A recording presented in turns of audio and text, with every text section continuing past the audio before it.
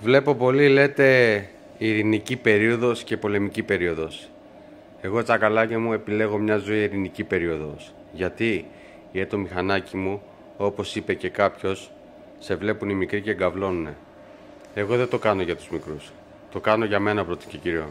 Το κάνω για να γκαυλώνω εγώ. Το κάνω γιατί μ' αρέσει. Το κάνω γιατί πρώτα αρέσει εμένα και μόνο για μένα. Το κάνω γιατί το θέλω.